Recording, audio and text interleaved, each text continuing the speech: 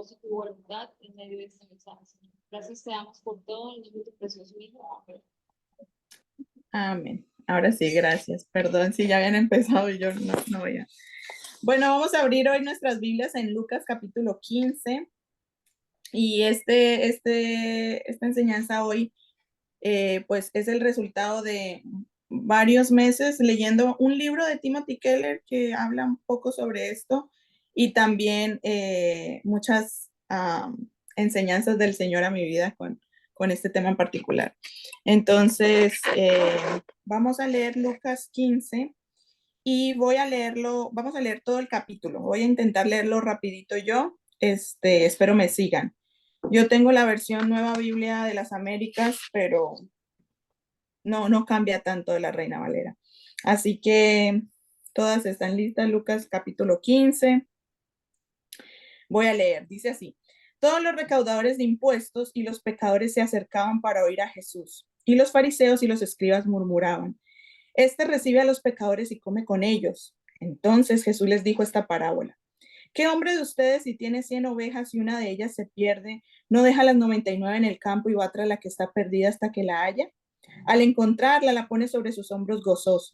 Cuando llega a su casa, reúne a los amigos y a los vecinos diciéndoles: Alégrense conmigo porque he hallado mi oveja que se había perdido.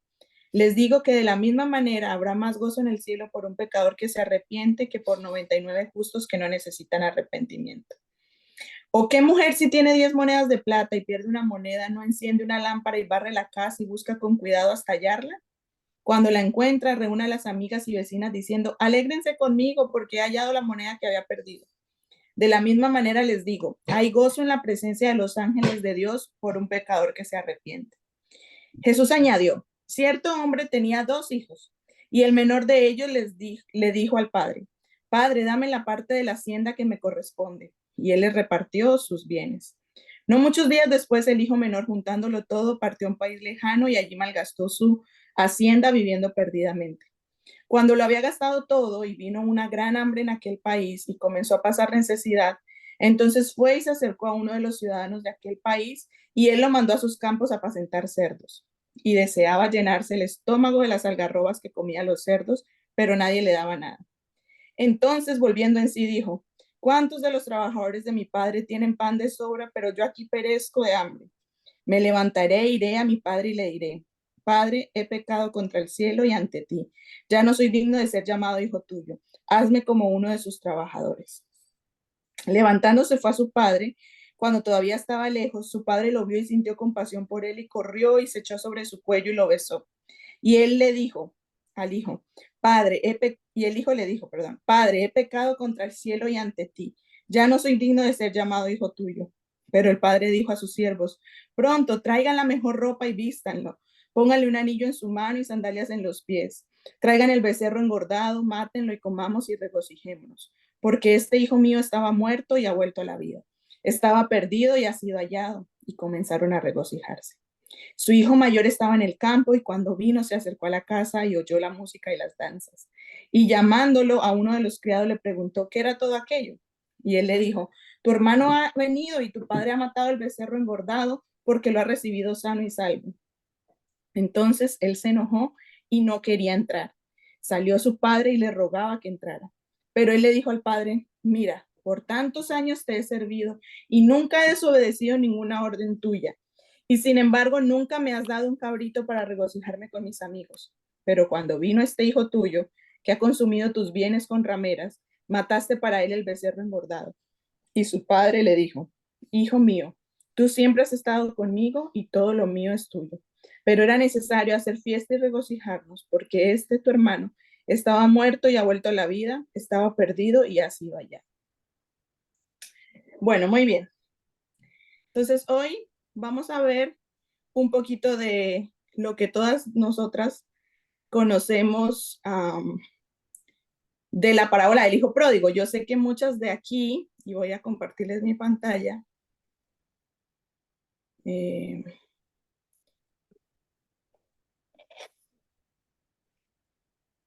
ahí la pueden ver.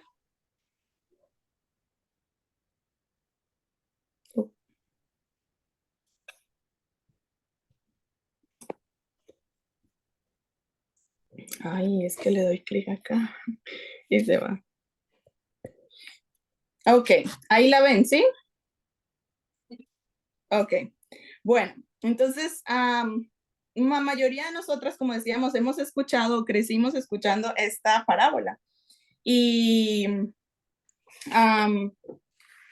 vamos a ver un poquito más. Yo sé que algunas la conocen bien, pero también vamos a ver un poquito más sobre el contexto de lo que está pasando cuando Jesús contó esta parábola. Entonces yo le puse y le titulé Los hijos perdidos a la enseñanza de hoy. Y en el primer versículo que leíamos, Lucas 15, vamos a ver otra vez el versículo 1 y 2, nos damos cuenta que antes de que Jesús empiece a contar estas parábolas, que son varias, hay dos tipos de personas entre la multitud oyendo, hay dos oyentes entre ese día. Dice que estaban todos los recaudadores de impuestos y los pecadores que se acercaban para oír a Jesús. Y también los fariseos en el versículo 2 y los escribas que murmuraban. Entonces vemos dos recaudadores de impuestos y pecadores, que dice que ellos se acercaban, eran personas que constantemente eran atraídos por el mensaje de Jesús, pero estaban los fariseos y los escribas que murmuraban de todo lo que Jesús, capítulos anteriores, también viene enseñando. Y ellos incluso dicen, este recibe a los pecadores y come con ellos. Y Jesús, sabiendo lo que ellos dicen, supongo que no porque hablaron duro, sino porque Jesús sabía lo que había en sus mentes y su corazón y sus corazones, empieza a contar estas historias. Entonces, hay estos dos grupos de personas, ¿no? Primeramente, los recaudadores de impuestos y pecadores eran personas que en ese entonces no cumplían las leyes morales, pues de la Biblia, de lo que ellos tenían como Biblia en ese momento, ni de pureza ceremonial que en su cultura judía se vivía, porque si alguna de ustedes ha visto, por ejemplo, la serie de Chosen de los elegidos, alguno de pronto ha visto el personaje de Mateo, que Mateo era un recaudador de impuestos, y lo mal visto que de verdad era él, o sea, él que hayas tomado ese trabajo y esté trabajando en eso fue una vergüenza para sus papás, para la sociedad. Nadie quería ser amigo de un recaudador de impuestos, era casi ser un traidor. Y era la gente más como rebelde de su tiempo, pues al elegir un trabajo así, ¿no? Y dicen, también aquí vamos a ver que es una representación del hijo menor en esta parábola, aquellos que vivían distinto al resto de sus familiares, incluso de la sociedad. Y por otro lado estaban los fariseos y escribas, que también sé que sabemos un poquito de ellos, que eran los que sí se aferraban mucho a la moralidad de su crianza como pueblo judío, eran muy conservadores con sus valores. Ellos habían elegido estudiar desde muy jóvenes las escrituras, las obedecían, seguían las reglas y todas las cosas ceremoniales y adoraban fielmente y oraban constantemente. La Biblia también dice que pues oraban mucho y les gustaba orar en las plazas y bueno, sabemos un poquito a través de Jesús lo que ellos hacían. Sin embargo, el patrón de gente que seguía a Jesús, ¿quiénes eran? El versículo 1 lo dice. Dice que los que se acercaban para oír a Jesús eran los recaudadores de impuestos y los pecadores. Y obviamente todos somos pecadores, pero cuando la Biblia dice pecadores, está hablando de el tipo de persona que tiene una vida que es mal vista a la sociedad. En la Biblia dice que los pecadores eran las prostitutas, eran los ladrones, eran estos recaudadores de impuestos, muchas veces eran un poco de ladrones, como les gustaba tomar de más. Y bueno, esta era la gente que era atraída por el mensaje de Jesús. Entonces, a causa de esta respuesta o de esta actitud que toman los fariseos cuando escuchan hablar a Jesús y están escuchando, si leen anterior, Jesús viene hablando de muchos temas, ellos están murmurando, y entonces Jesús, a causa de esta actitud, empieza a contar las historias de la moneda perdida, de la oveja perdida y del hijo pródigo. Entonces, esta historia del hijo pródigo realmente está escrita para los escribas y fariseos. Muchas veces nosotros hemos usado toda la vida la parábola del hijo pródigo para noches evangelísticas, para hablar a alguien cuando se está yendo por mucho tiempo de la iglesia, o el hijo pródigo en una familia. Siempre estamos usándola como ejemplo de que el Señor te ama y te espera con los brazos abiertos y te perdonaría, ¿no? Y está bien. Pero realmente esta historia no fue escrita, no fue contada para ellos, fue contada para los fariseos. Y vamos a ver hoy esto, tanto los religiosos como los irreligiosos están perdidos espiritualmente. Entonces, ¿por qué? Vamos a ir dándonos cuenta un poquito también cuál era el sentido de Jesús contar esta historia en particular. No es solo para los inmorales, sino incluso para personas morales, religiosamente morales, que muchas de ellas viven dentro de nosotros, para ser honestos. Dentro de mí vive una persona que batalla con la religiosidad y el moralismo cristiano, el moralismo religioso y aún el moralismo, pues, tradicional. Y Jesús está intentando mostrarle a este grupo de personas la arrogancia de sus corazones, la ceguera de que no era física, pero era una ceguera espiritual. Todos sabemos la cantidad de veces que Jesús habla de fuerte a los fariseos y el orgullo que está destruyendo sus vidas, tanto como incluso la historia del hijo pródigo. Entonces eso es lo que vamos a ver hoy un poquito. Y para eso vamos a describir rápidamente los tres personajes que vemos en la historia del hijo pródigo.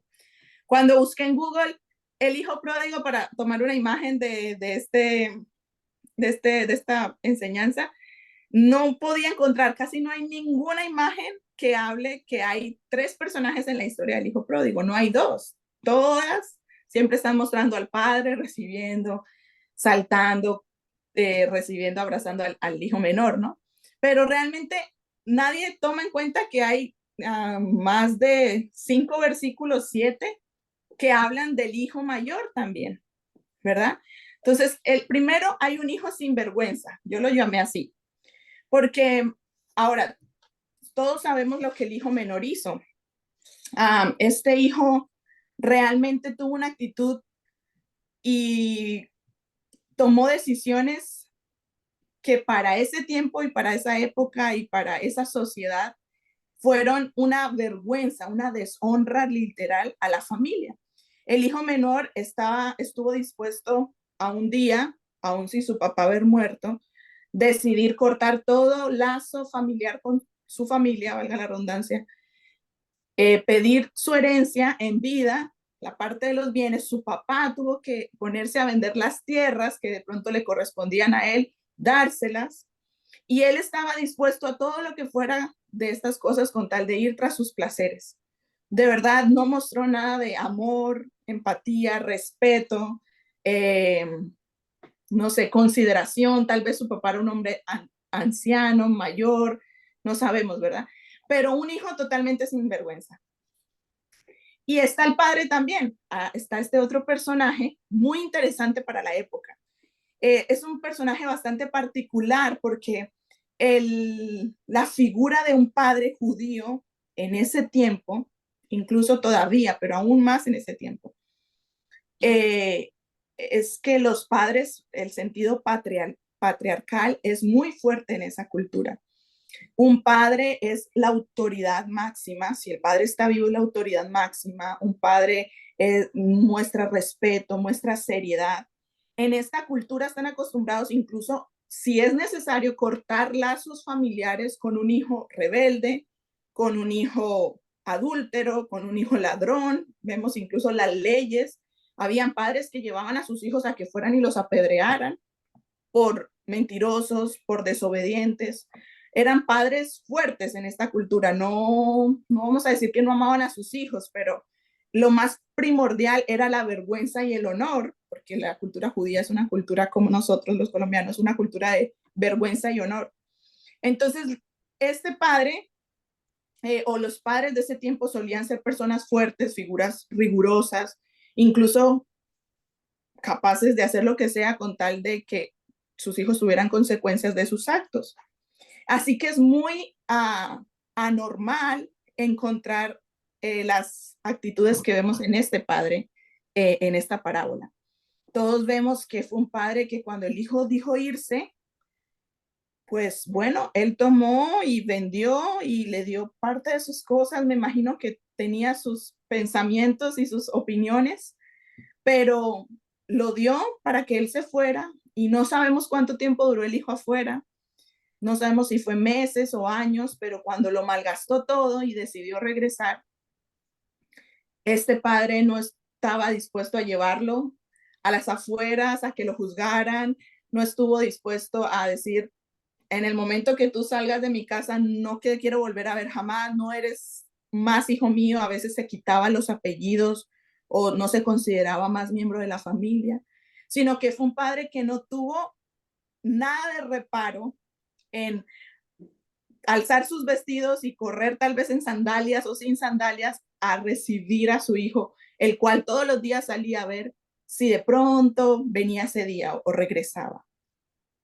Entonces realmente es un padre muy diferente, el padre que Jesús cuenta en esta historia, a lo que los judíos están acostumbrados a ver en un padre. Sí, no le importó a este padre que su hijo haya dañado la reputación, porque me imagino que como en todas las culturas los chismes corren bastante rápido, sino que fue un padre sin reservas, puse yo un padre sin reservas. Y en el libro, hay un libro de Timothy Keller que habla que el significado de pródigo, si tú buscas en Google, es dos cosas. Es alguien que despilfarra y no tiene como límites para despilfarrar. Y también es alguien tan generoso que es extremadamente como sin reservas para dar.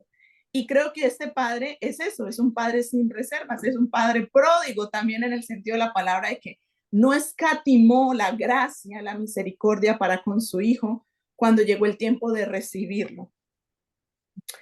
Y estos dos personajes muy interesantes hasta ahí. Sin embargo, vemos en la otra parte de la historia quién. Está el hermano mayor, el hijo mayor. ¿Cuántos de aquí son hijas mayores? ¿O son primeros hijos en la casa? O sea, nacieron primogénitos. ¿Hay algunos? Sí, ¿verdad? Yo también, yo soy la primera. Y vemos cosas particulares, además ustedes que algunas de aquí son mamás, nos damos cuenta que hay características particulares en los hijos mayores, a diferencia de los hijos menores o los hijos segundos o los últimos hijos. Casi siempre hay distinciones de personalidad, ¿verdad? Los hijos mayores no es como, siempre es así, es como, es posible que los hijos mayores son más acostumbrados a recibir un trato más estricto porque los papás son papás por primera vez, tal vez somos un poquito más responsables o por haber cuidado a hermanos menores nos toca dar mejor ejemplo y estamos acostumbrados tal vez a madurar un poquito más rápido. No en todos los casos, pero en la mayoría de casos así somos los hermanos mayores, ¿verdad? Entonces hay muchas cosas que ustedes podrán ver, hay incluso chistes y todo de el típico hijo mayor, cuando tienes el segundo hijo es como, no es nada parecido al hijo primero, ¿verdad? Sin embargo, vamos a ver un poquito también de este hijo mayor. Dice que, versículo 25 de Lucas 15, dice que su hijo mayor estaba en el campo, cuando vino y se acercó a la casa, oyó la música y las danzas y dijo, bueno, ¿qué está pasando aquí? Versículo 27, y alguien le dijo, tu hermano ha venido y tu padre ha matado el becerro engordado porque lo ha recibido sano y salvo. Y el versículo 28 dice que él se enojó y no quería entrar. Y salió su padre y le rogaba que entrara. Y yo, leyendo los versículos siguientes, yo como hija mayor, yo casi siento todo lo que él está sintiendo, como puedo leer entre las líneas como lo que él está viviendo, como sería algo que yo también, tal vez yo también sentiría, ¿no? El hermano mayor ahora es quien está deshonrando al padre. El padre le está rogando, entra. Y él no, él está enojado y él está en un momento en el que no quiere tener en cuenta la opinión del padre, solo tiene demasiado enojo por lo que está pasando, que según él es esto, versículo 29. Él dice, Padre, por tantos años te he servido y nunca he desobedecido ninguna orden tuya. Y sin embargo, nunca me has dado un cabrito para regocijarme con mis amigos. Pero cuando vino este otro hijo tuyo que nos dejó en la vergüenza absoluta, se comió todos los bienes, se desmandó con mujeres, pues para él mataste un becerro engordado. Y wow, realmente yo también pienso muy fuerte esta situación. Tal vez algunos dirían, no, sí, el padre mostró mucho favoritismo, demasiada liviandad con este hijo. Pero vemos a la luz de lo que Jesús quería contar, que no es así, ni Jesús está ilustrando a un padre débil, Jesús está ilustrando a un padre lo más parecido tal vez a lo que el Señor haría. Y algo interesante aquí es preguntarnos, ¿alguno de los hijos amaba genuinamente al padre? Vamos a ver por qué estoy haciendo esta pregunta. La reacción del hijo mayor parece injusta. Tal vez cuando leemos esta historia decimos, no parece injusta, ¿verdad? Casi que cualquiera de nosotros hubiésemos actuado así. Pero la cosa es que el hijo deja ver, este hijo mayor, con lo que expresa, él dice, yo nunca te he desobedecido. Eso me hace a mí tener más derechos, de alguna forma está diciendo.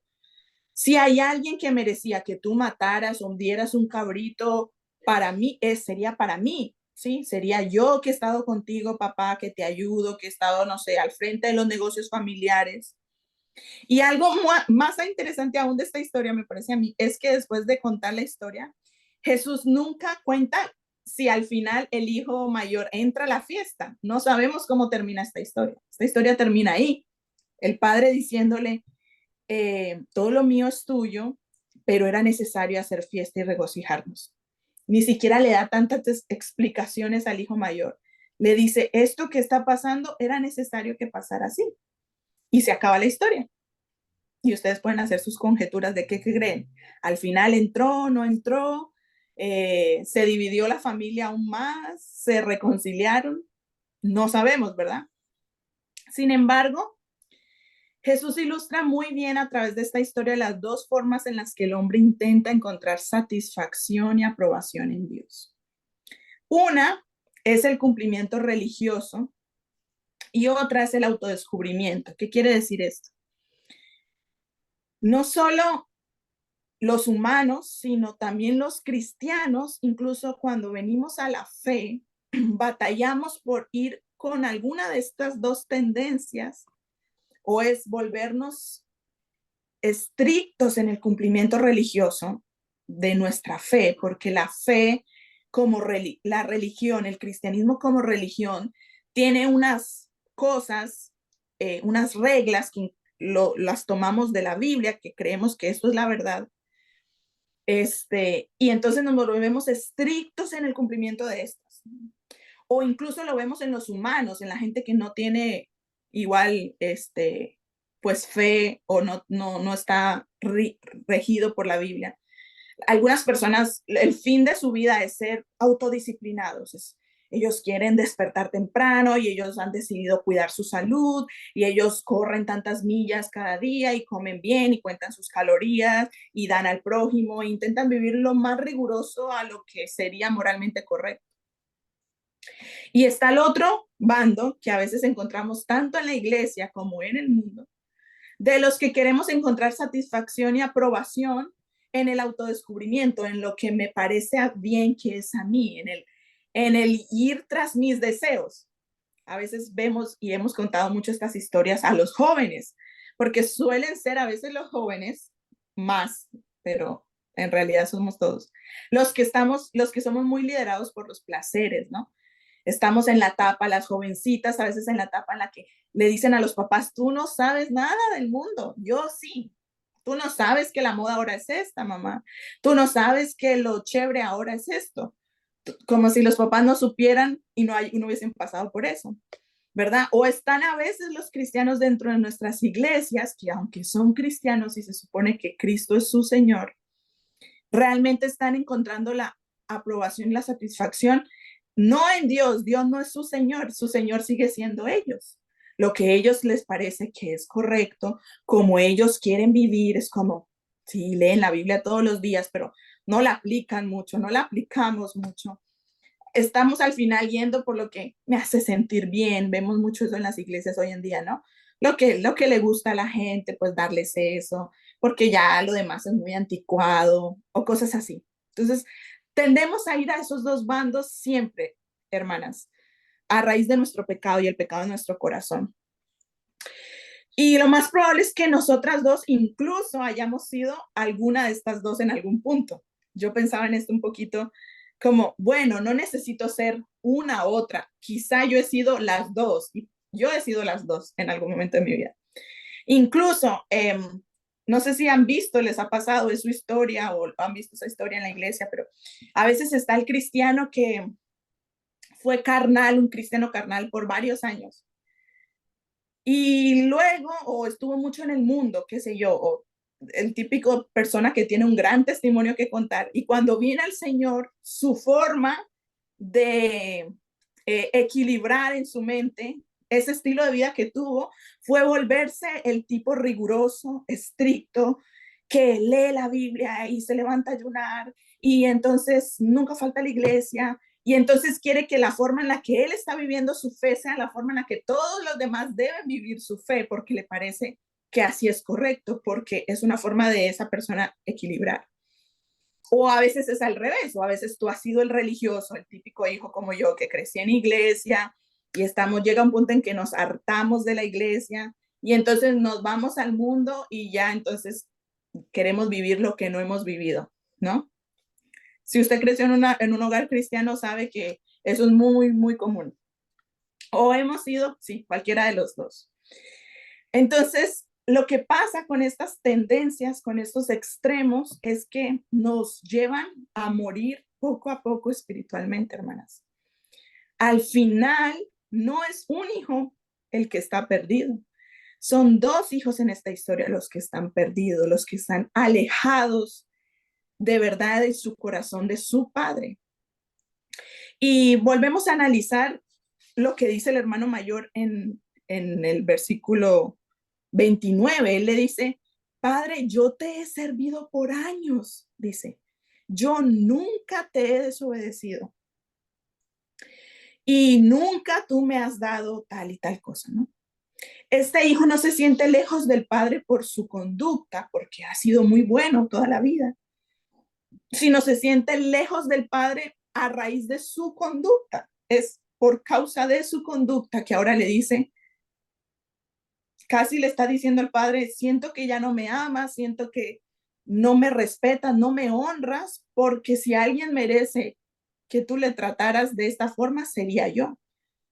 Este hijo realmente no conoce al padre tanto, porque si lo conociera, sabría el corazón del padre, tal vez estaría igual de preocupado que el padre por su hermano, estaría igual de dispuesto a recibir y buscar y haber abrazado también a su hermano cuando llegó.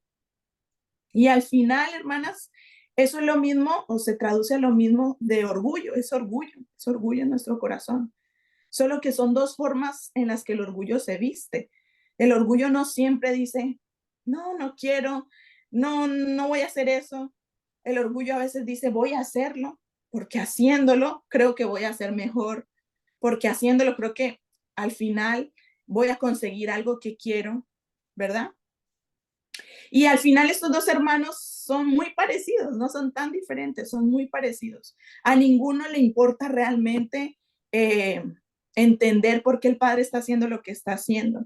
Ellos están pensando es en sí mismos. Uno estaba queriendo sus placeres, su vida loca, y el otro estaba queriendo su propia, ¿cómo decirlo? Como su propia imagen, ¿sí? Su propia aprobación.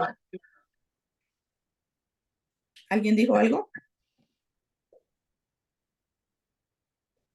Escuché algo, pero puede que sea.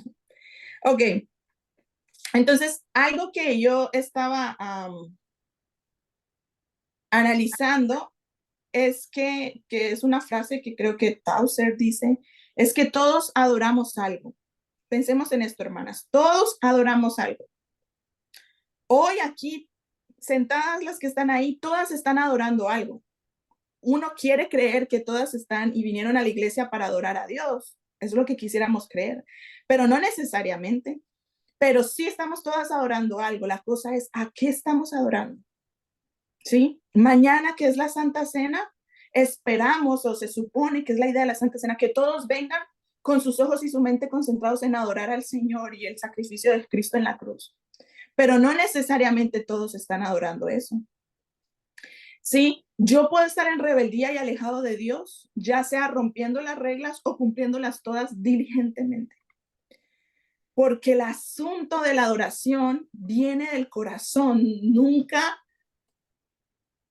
empieza con lo externo. Si es una visualización, lo externo es importante. No estamos diciendo que el hijo menor, por haberse alejado o por ser un hombre en su libertinaje, estaba correcto. No, no me malentiendan. Las niñas que están aquí van a darse cuenta leyendo la historia también que al final las decisiones del hijo menor le trajeron nada más que dolor, dolor y dolor a todos. O sea, nunca el camino tampoco es la rebeldía, ni alejarse del Señor, pero el camino tampoco es cumplir todas las reglas con tal que es pensando que eso me va a acercar al Señor. ¿Qué estamos adorando? Unos a veces venimos a la iglesia porque me ha pasado, no, vamos a la iglesia y el objeto de mi adoración en la iglesia es ir a lucir el nuevo vestido que me compré, ¿no? Es que me vea, que la hermanita tal me vea cómo estoy bien, que todos me digan, ¿no? Algo. Entonces el objeto de adoración soy yo. O a veces el objeto de adoración es, algunas vamos a la iglesia para que nadie nos diga que no fuimos, para que sepan que estamos yendo y eso es importante y eso es algo bueno dentro de nuestro círculo como cristianos, no faltar a la iglesia. Algunos están ahí yendo mañana a la iglesia y su mente va a estar en otra cosa, en casa, en los problemas, qué sé yo. Y algunas estamos yendo también por, no sé, muchas cosas que incluso parecen espirituales, servir, ¿no? Servir o tener algún ministerio, pero al final, el punto final no es el Padre, el punto final es un día. Tú podrías usar esas cosas que has almacenado por años, es que has sido fiel 30 años a la iglesia haciendo las mismas cosas y entonces decirle a Dios, es que realmente yo tengo derechos o yo puedo, o a mí me gustaría, Dios, que tú cambiaras tu voluntad porque yo he sido muy buena, que es lo que a veces pasa. Uno a veces piensa que puede manipular a Dios a causa de su buena conducta. Y esto lo cuento porque yo he sido así. Si hay alguien que no tiene un testimonio tan malo, ni una vida tan dura, fui yo. Y aún así, cuando el Señor no ha hecho o ha hecho cosas que a mí no me gustan, o no me ha cumplido cosas que me hubiese gustado, yo a veces he sentido la tentación, o tal vez lo he hecho decirle, pero es que yo he sido buena y cristiana toda la vida, me parece, ¿no? En mi mente, en la locura de mi orgullo, he llegado a decir cosas así. Y volvemos a recordar a quién está dirigida esta historia, a quién está contada esta parábola. A los fariseos, a los que creían que sus esfuerzos intelectuales, físicos y sus esfuerzos sacrificiales, morales, porque habían sido personas que habían estudiado por muchos años la Biblia, los hacía rectos delante de Dios. Y cómo encontramos muchas veces a Jesús llamándolos, incluso recordemos cómo Jesús los trata cuando Jesús estuvo aquí en la tierra. No viene y les dice, qué bien lo has hecho, qué estudioso eres de la Biblia. Incluso vemos que a la gente que más duro trata a Jesús en la Biblia es a ellos, porque ellos creían que era por eso que ellos eran aceptos delante de Dios. Y Jesús les llama ¿cómo? Recuerdan, en este momento recuerdan cosas que Jesús dijo a los fariseos. ¿Cómo? Hipócritas. hipócritas, ¿verdad? Sepulcros blanqueados, cosas tan duras, hermanas, como llegó a decir, ustedes ni entran al cielo ni dejan entrar. Ustedes ponen cargas demasiado pesadas en la gente que ustedes no estarían dispuestos a llevar. Y eso son palabras de verdad fuertes, ¿no? Es decir, a alguien, imagínate, que tú tienes un magister, no sé qué es lo más alto hoy en día en la educación, pero un maestría, un doctorado en algo, y te has dedicado 30 años a ser un experto en una materia. Y llega alguien y te dice, nada de eso te sirve. Eso no ha sido el punto. Obviamente, con razón, muchos de los fariseos y de esta gente quiso hasta apedrear a Jesús para matarlo. Es como Jesús les está diciendo, se han matado las pestañas por esto y esto no era el punto. Y entonces, la rebeldía y estar alejados de Dios puede venir de estas dos formas. Entonces, pensamos y podemos decir, bueno, pero entonces, ¿qué es lo correcto, no? ¿Qué es el punto? Porque ser el rebelde o ser el espiritual que quiere crecer en disciplinas espirituales o congregarse y cumplir todas las cosas que como cristianos creemos que es, tampoco ese es el camino. Entonces, ¿qué es? Y bueno, el evangelio es el camino. Por tiempo no vamos a poder leer Gálatas 2, pero cuando ustedes estén en su casa, si pueden, lean Gálatas, todo el capítulo 2, y van a encontrar una historia un poquito diferente, pero es casi igual, en el sentido de que está el problema de Pablo y Pedro yendo con los judaizantes, y Pablo enseñando el evangelio de la gracia, y Pablo teniendo que jalarle las orejas a Pedro y decirle, Pedro, tú que conoces cuál es el evangelio correcto, ¿por qué estás teniendo miedo de decirle a los judíos que la salvación no es por circuncisión, que nadie en este mundo va a poder ganarse la salvación por obras? Pero Pedro tenía una personalidad demasiado miedosa y demasiado como, era muy adicto a la aprobación de otros. Entonces, cuando estaba con los judíos, hacía que pensaba como ellos, pero cuando estaba con nosotros, sí comía carne y cerdo y todo lo demás. Entonces, Pablo está como también regañando a Pedro por esto y diciéndole, esto no es. El evangelio de la gracia es lo correcto, no son las obras, no es el sistema eclesial. Miren, hermanas, yo crecí toda la vida en la misma iglesia, con las mismas personas, y ustedes lo saben, en el mismo barrio, casi en la misma casa, en el mismo vecindario, sí, en el mismo colegio. No hubo cosa para mí tan difícil que a mi fe que cuando yo me vine a este país. Y nada de lo que yo consideraba que era correcto de iglesia necesariamente fue así. Yo no llegué a una iglesia como Santa María, ni me casé con un hombre como el que yo pensaba o tenía en mi mente que así debería ser, ¿no? Que debía pensar exactamente igual a mí. Y he estado casi ya en 4 o 5 iglesias desde que llegué a los Estados Unidos y ninguna es como a mí me gustaría en mi mente. Yo tengo mis preferencias, pero mis preferencias no son la verdad. Y eso me ha hecho derrumbar. Es como por primera vez estoy lejos de gente que me conoce, de gente que va a estar pendiente si yo sirvo o no, si yo hago devocional o no, si yo cumplo con estas reglas que esta iglesia tiene. No, es como... Entonces, por primera vez yo decía, muchas cosas de las que yo creía que eran mi fe no eran mi fe. Era la construcción de vivir donde vivía, de estar con la gente que estaba, de rodearme por años, de haber aprendido, pero no era mi fe genuina, porque cuando tuve que estar sola, ya no las quería hacer, ya no me parecían que eran así, ya las pude ver diferente, ya pude pensar por mí misma, estas cosas no necesariamente eran así. Entonces, hoy con esta historia también es una buena oportunidad para llamarnos a reconsiderar el por qué hacemos lo que hacemos. Hemos estado estudiando esto con un grupo de chicas de la iglesia. ¿Por qué cuestionarnos cosas acerca de nuestra fe?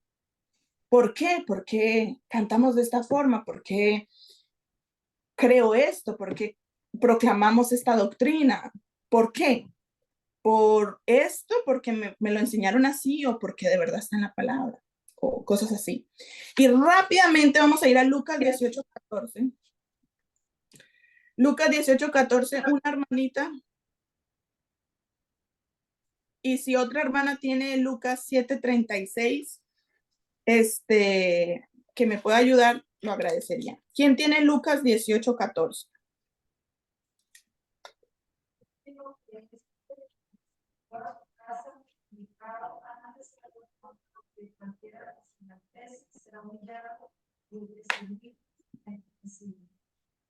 Ok, gracias. Bueno, rápidamente, ¿qué es este versículo? Es el contexto de la parábola del fariseo y el publicano.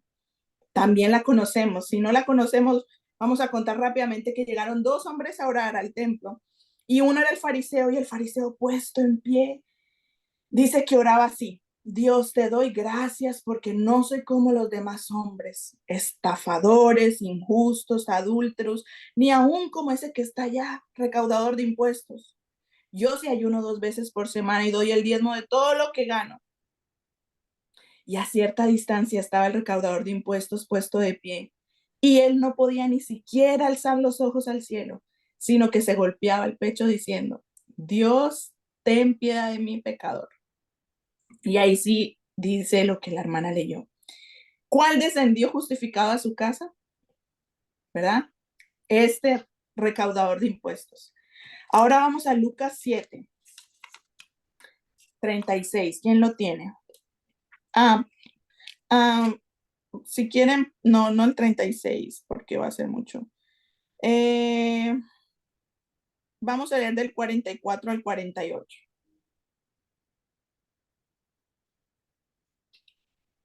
Y vuelto a la mujer, dijo a Simón: ¿ves esta mujer?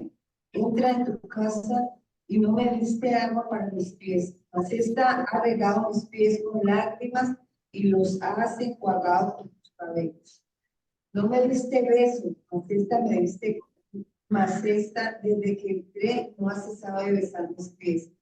No ungiste mi cabeza con aceite, mas esta ha ungido con mis pies. Gracias. Uy, este es un capítulo, esta es una historia hermosa, de verdad, que también les animo a que luego puedan, ustedes con más tiempo puedan leer estas dos historias en calma en su casa y consideren cada una de las actitudes de los personajes de estas historias. En esta parte, Jesús viene a comer a la casa de un hombre fariseo que lo invita y él se sienta y él empieza a comer y de repente entra una mujer pecadora, dice la historia, que suponemos que era una prostituta o algo así.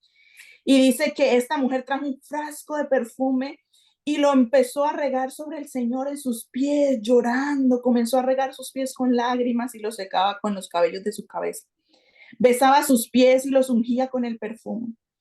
Y al ver esto, el fariseo dijo: pues si este hombre fuera profeta y supiera la clase de mujer que le está tocando, pues tal vez la historia sería otra.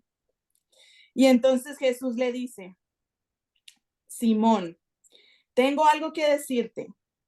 Sí, maestro, dígame. Y empieza a contarle la historia. Si hay un hombre que tiene 2 deudores y uno le debe 500 denarios y el otro 50, y no teniendo con qué pagar, los perdona a los dos, ¿a cuál cree que ama más? Y el 43 dice: Señor, creo que ama más al que le perdona más. Y Jesús le dice: muy bien, Pedro, Simón. Y volviéndose hacia la mujer, le dice a él: ¿ves esta mujer?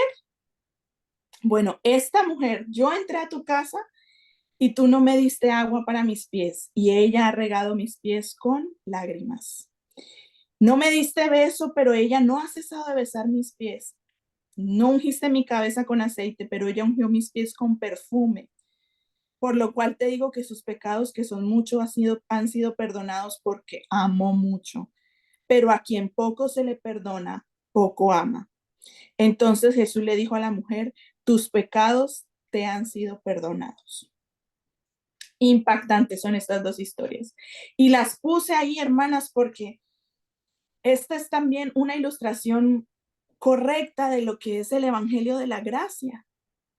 El evangelio no está mal ser el fariseo que invita a Jesús a comer, no está mal ser el hombre que ora y que dice a Dios, bueno, él sí habló un poquito mucho más pretencioso, pero están los dos hombres haciendo lo mismo, que la oración no está mal, no es como que no hay que hacer estas cosas, pero el asunto es del corazón. ¿Qué hay de común en la mujer pecadora y en el hombre recaudador de impuestos? Hay alguna cosa en común y es que las dos personas tienen una percepción propia, correcta y consciente de su condición.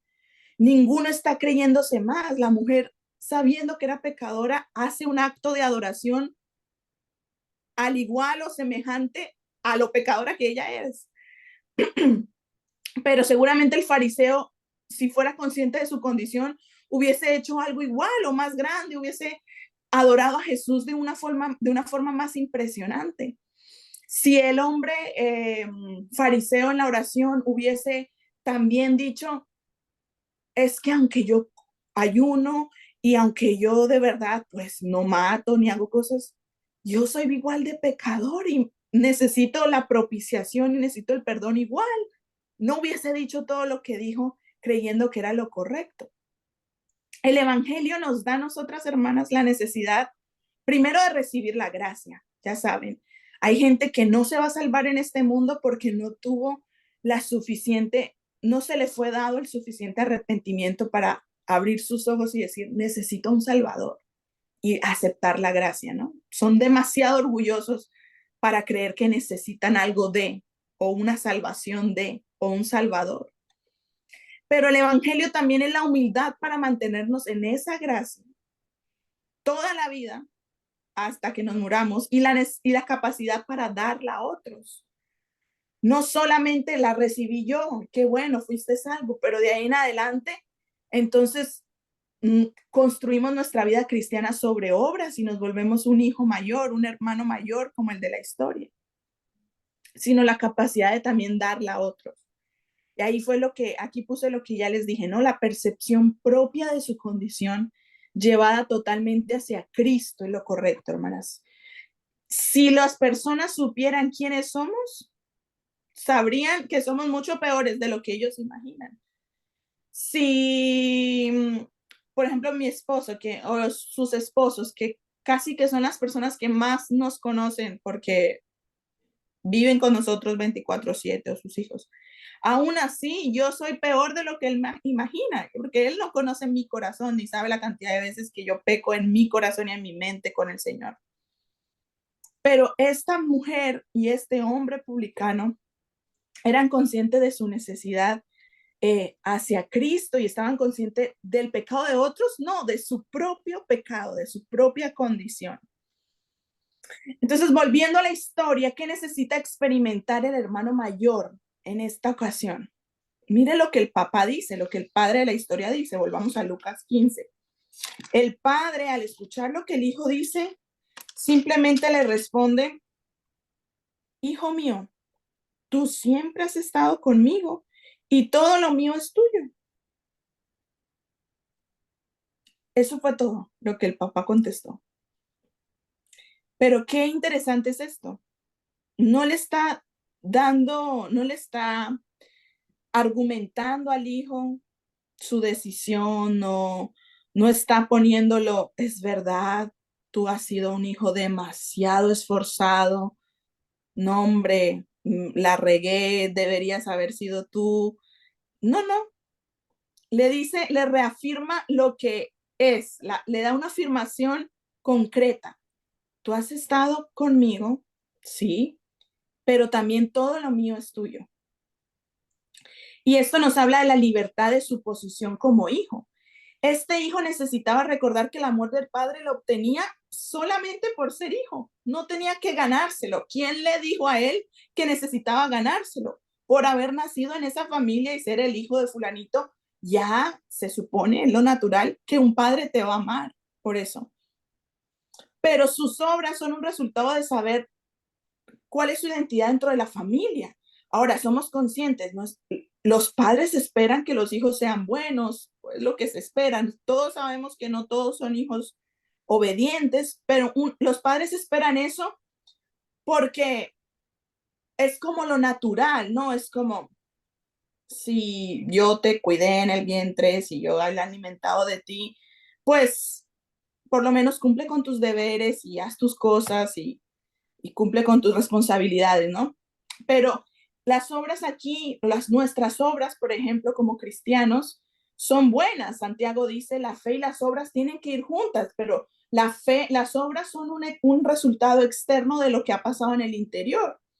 Las obras son un resultado de saber que eres hijo de Dios. Entonces, tú mañana vas a la iglesia, tú vienes los jueves de oración, tú lees tu Biblia, tú ofrendas, tú haces bien al prójimo, no para intentar ser hijo de Dios, sino como resultado de que eres hijo de Dios, de que tienes ese sello, esa identidad de que mi papá es Dios y mínimo debo ser un embajador de él. Y también los beneficios de su posición. Él necesita saber lo que tiene con el Padre. No debe basar lo que es en lo que hace, como tampoco en lo que no hace. Le dice el Padre, todo lo mío es tuyo. Hay beneficios por ser el hijo por tener un papá.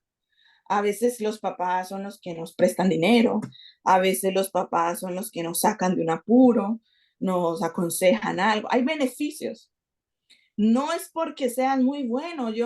Todos los que están aquí son papás, saben que tratarían a cualquiera de sus dos hijos o de sus hijos igual si estuvieran en un peligro de la misma forma, o así debería ser, ¿no?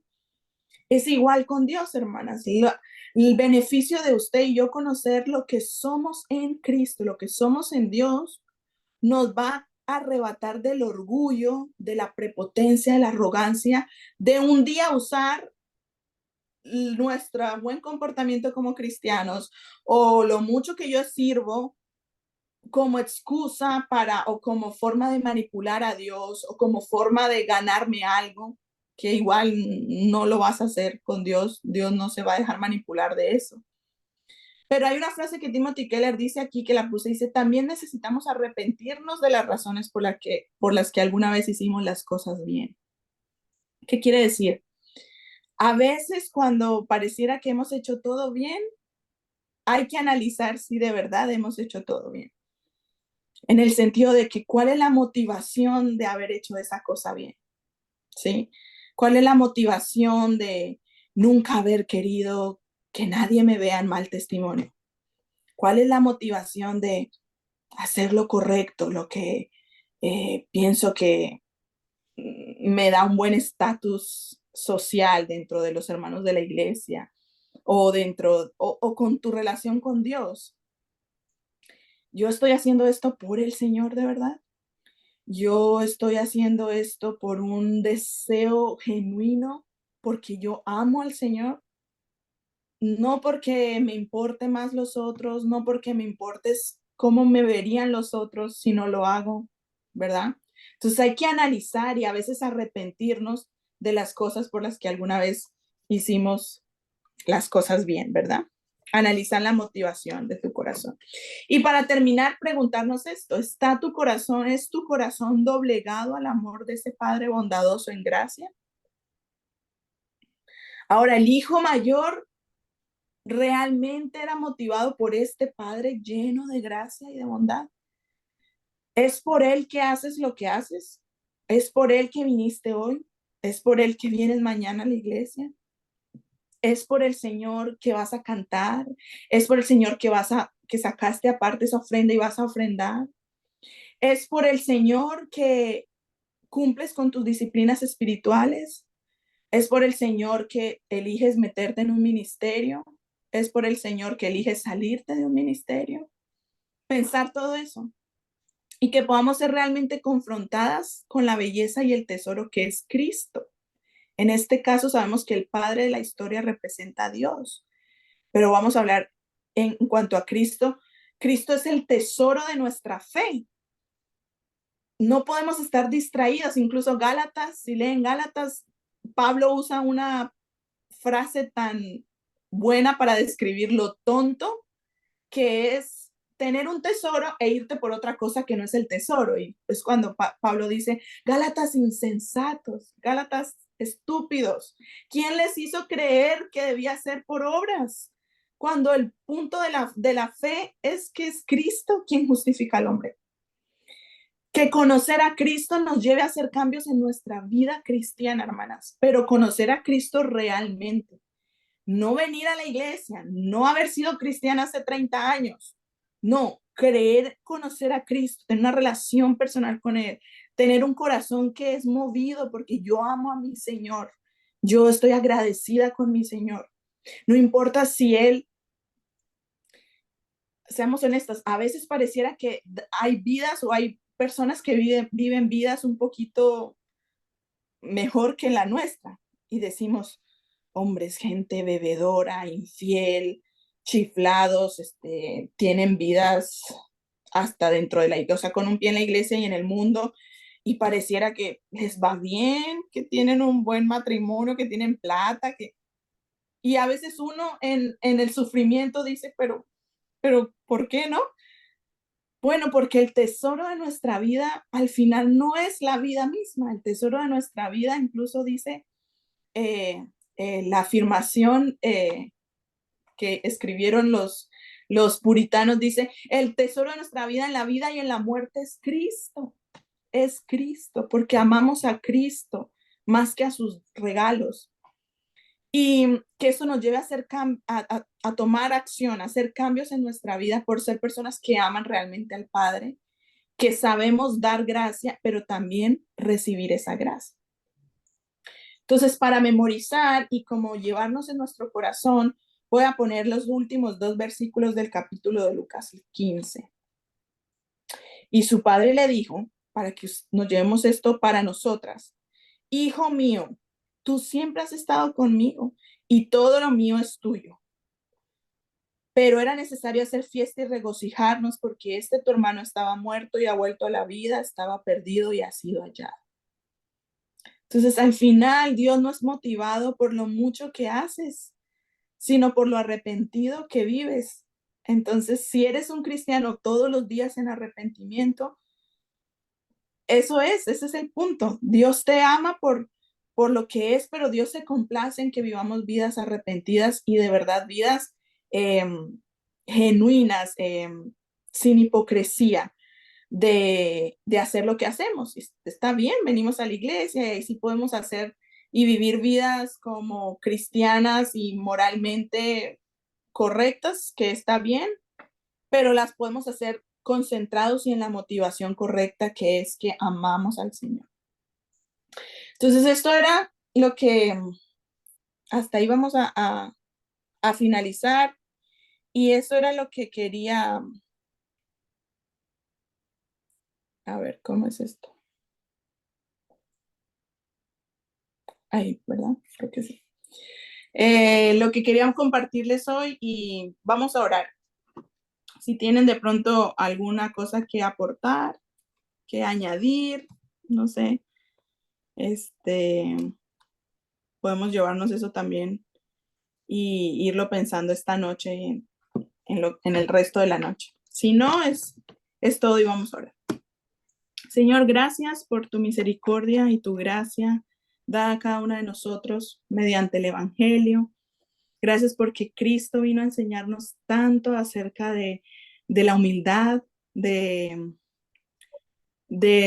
camino correcto para acercarnos a ti. Gracias porque Jesús vino a destruir tantas de nuestras paredes religiosas que al final nunca nos han llevado a nada, para poder vivir vidas libres en ti, vidas abundantes. Ayúdanos, Señor, a que si hay alguien esta noche que no está viviendo la vida abundante en Cristo, pueda encontrar en ti y en tu palabra este regalo. Guarda, Señor, a mis hermanas, que tengan un buen tiempo hoy en sus actividades. Bendice cada una de las vidas acá representadas, las de sus familias. Y gracias por la oportunidad de enriquecernos y de crecer en tu palabra. Te pedimos estas cosas sabiendo que nos oyes en el nombre de Cristo Jesús. Amén. Muchas gracias por todo. Nos vemos. Gracias, hijita. Dios te bendiga. Que quieren ver la barriguita, mi amor. Sí, me Ah, oye. ya estoy con mucha barriga, parezco, ya siento que 9 meses, aunque no tengo 9 meses. Ya está. Y yo sí siento que está grande. Pero contentos de que esté creciendo la bebé. Qué bendición, sí, mamá. Estás linda. 7 meses. Gracias. Nos vemos. Chao, mi amor. Bye, saludos a todas. Las quiero mucho. Chao, chao.